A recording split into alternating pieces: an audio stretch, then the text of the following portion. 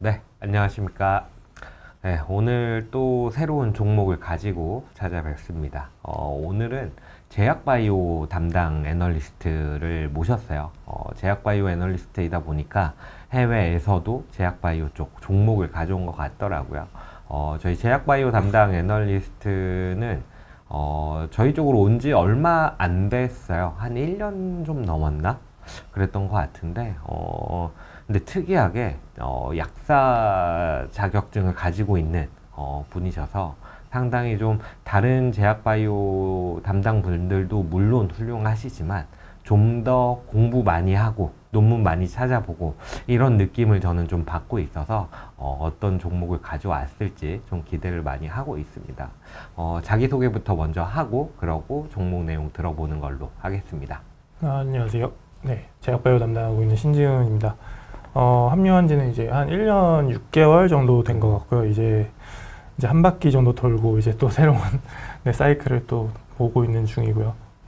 오늘 가져온 종목은 사실 뭐 다들 뭐 잘 아실 만한 뭐 릴리라던가 노보노디스크라던가 파이자라던가 아니면은 뭐 이런 좀 잘 아시는 종목들 말고 베라 테라퓨틱스라는 이제 처음 들어보셨을 만한 기업을 가지고 와봤습니다.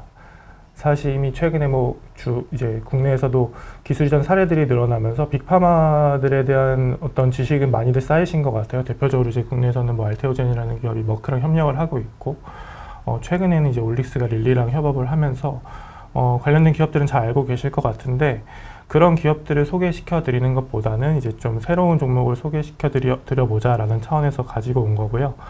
사실 제약바이오에 다들 기대하시는 거는 제가 생각했을 때는 한방인 것 같습니다. 그래서 한방을 노리는 기업이다라고 봐주시면 될 것 같아요.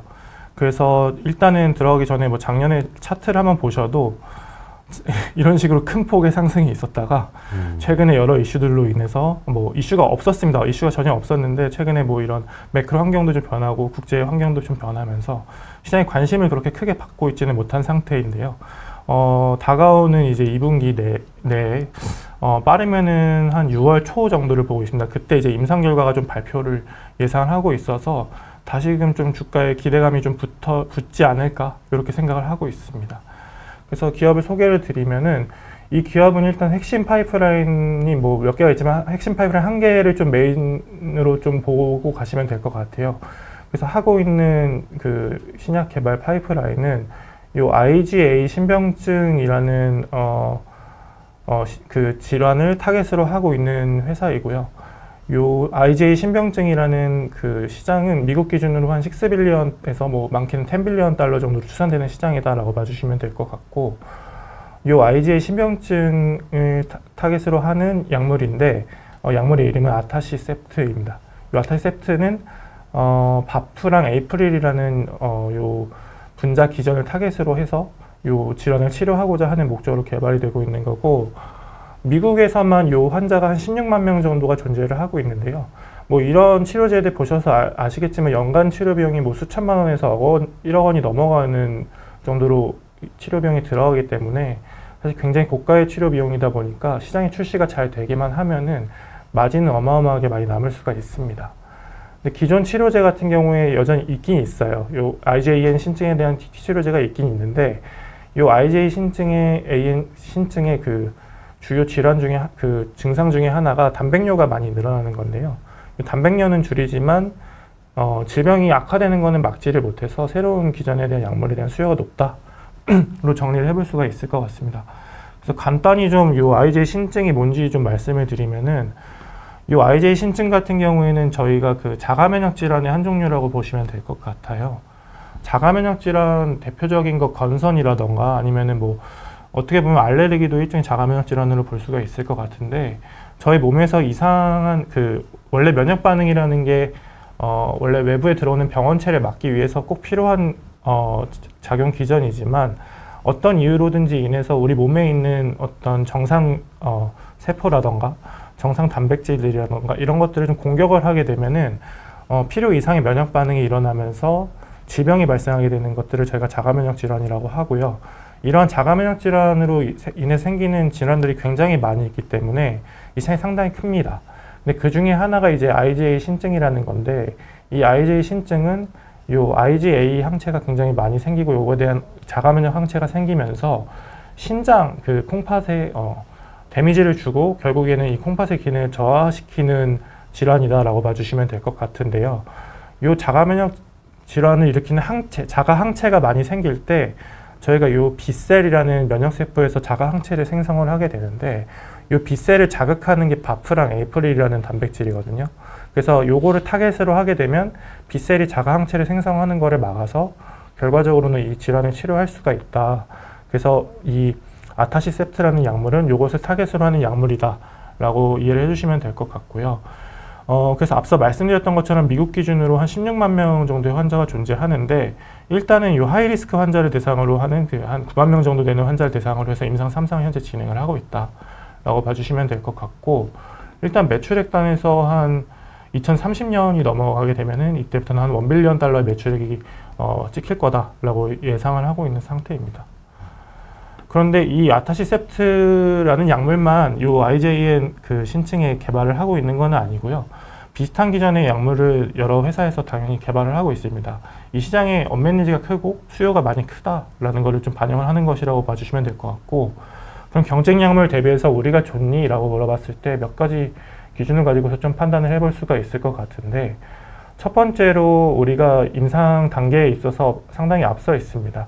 동일 기전의 약물을 개발하고 있는 회사들이 몇몇 군데가 있는데 저희가 상당히 개발단에서 2026년 시장에 출시가 예상이 되고 있기 때문에 앞서 있는 상황이고, 두 번째로 효력이 좋은가를 봤을 때 효력은 몇 가지 지표를 좀 볼 수가 있는데, 앞서 말씀드렸던 건 단백뇨를 말씀을 드렸어요. 단백뇨 기준으로는 경쟁 약물 대비해서 준수한 효력을 보이고 있고, 이 단백뇨보다 더 중요한 게 뭐냐면 아까 말씀드렸던 것처럼 질병의 악화를 막아야 된다라고 말씀을 드렸잖아요.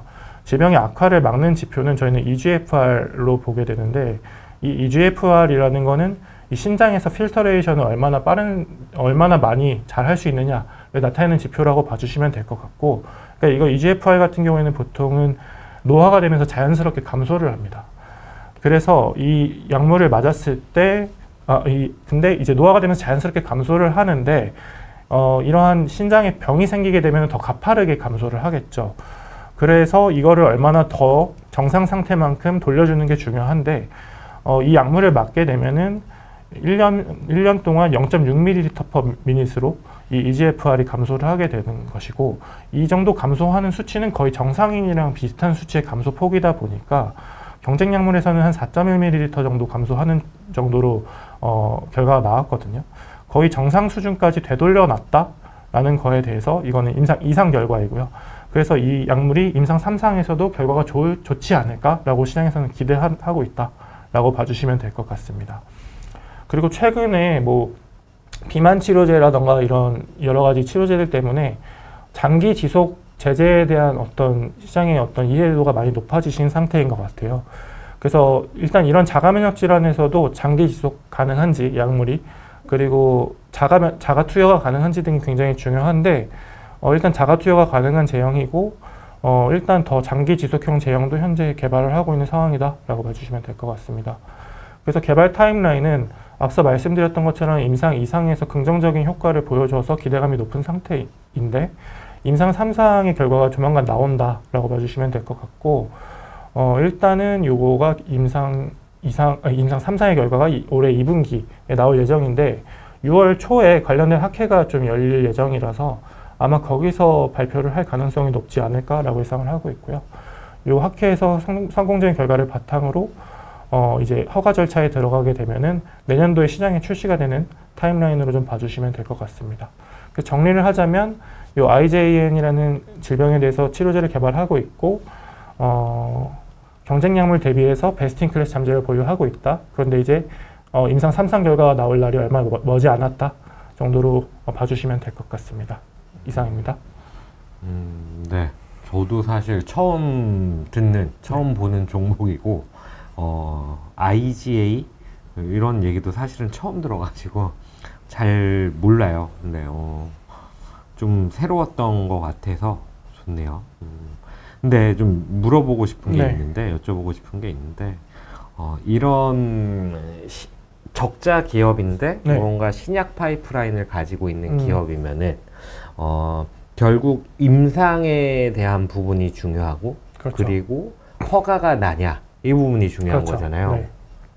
이런 거에 대해서 뭔가 좀 앞서서 단서를 얻을 만한 게 있나요? 그게 이 장표를 보면서 말씀을 드렸던 게 사실 임상 3상을 하는 거는 이제 임상 2상 결과가 잘 나왔기 때문에 하는 것이고 네네. 임상 2상에서 잘 나온 결과가 3상에서 이제 인구를 더 많이 환자를 더 많이 늘렸을 때 통계적인 유의성이 확보가 되느냐를 확인을 하려고 하는 건데 결국에는 임상 2상 결과가 잘 나왔잖아요. 그러니까 그걸로 어느 정도 좀 가늠을 해볼 수 있을 거다라고 생각을 하고 있고요.